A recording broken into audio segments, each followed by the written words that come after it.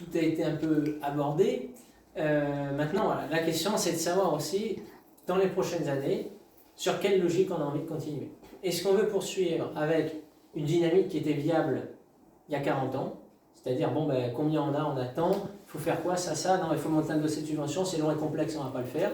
Ou est-ce qu'on se structure, on se dit aujourd'hui, tout le monde a du mal à financer ses projets, si on a envie de vraiment financer nos projets, eh ben, il va falloir qu'on tire notre épingle du jeu, qu'on montre qu'on est en droit de recevoir des aides de l'État, de la région, de l'Europe, qu'on montre qu'on joue la carte du collectif avec les entreprises, les acteurs associatifs, les organismes d'État régionaux qui existent.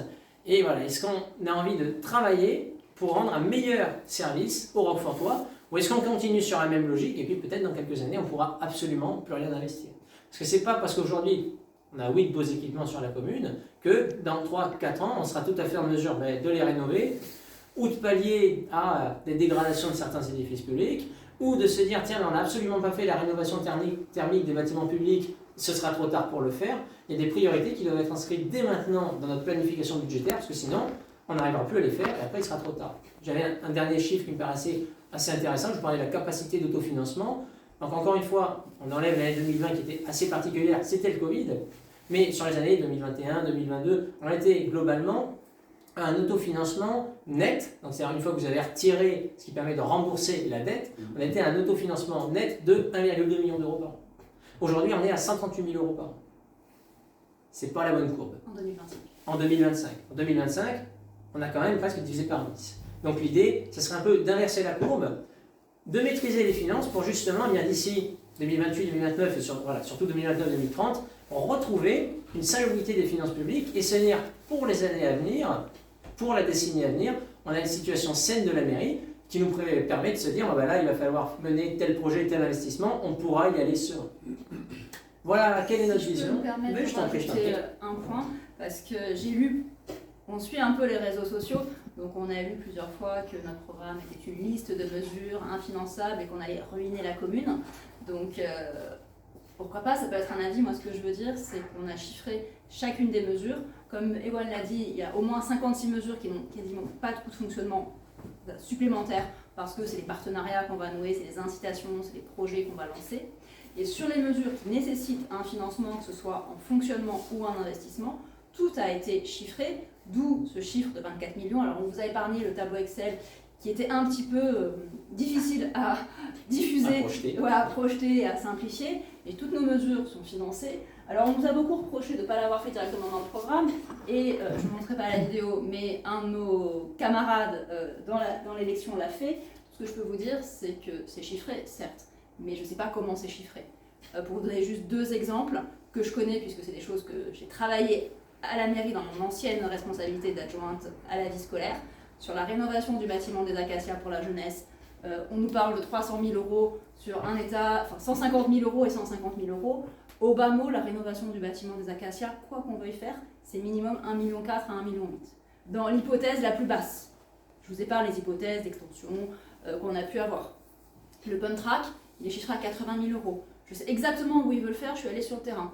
Ok, 80 000 euros, c'est uniquement la pose. Maintenant, comment on fait l'accès, comment on fait le terrassement, pump track sans toucher à la nature, là où ils veulent faire, c'est impossible. Il y aura des arbres qui vont être coupés.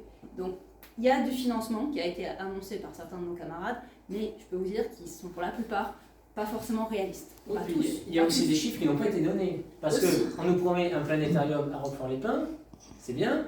Combien d'investissements, combien pour le faire fonctionner sur le long terme. On nous promet une piscine intergénérationnelle qui est un concept assez original que l'INSEE n'a pas encore répertorié. Et donc une piscine intergénérationnelle combien ou comment dans une commune dont la moitié de l'année on est en état de sécheresse, et il y a quelques années je rappelle qu'on avait de l'eau en bouteille, une piscine intergénérationnelle alors que la Colle-sur-Loup a rénové sa piscine, Nautipolis est formidable, Valbonne vient de rénover sa piscine.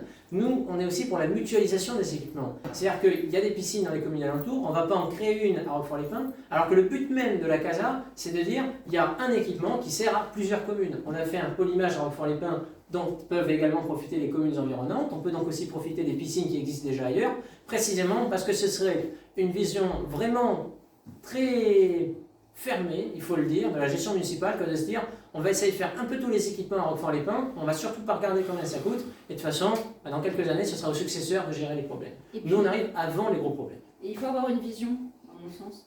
On a rénové le bâtiment de la cantine de l'école élémentaire pendant toute la durée du mandat. On a augmenté le nombre de self, on a rénové, on a installé toute la climatisation l'année dernière. Et maintenant, on nous dit que ce bâtiment ne sera plus une cantine. On va transférer la cantine dans le bâtiment des Acacias, qui est intégralement rénové. Et je vous dis, alors quand je parlais d'1,4 million à 2,8 millions, c'était pas du tout dans l'optique d'une cantine.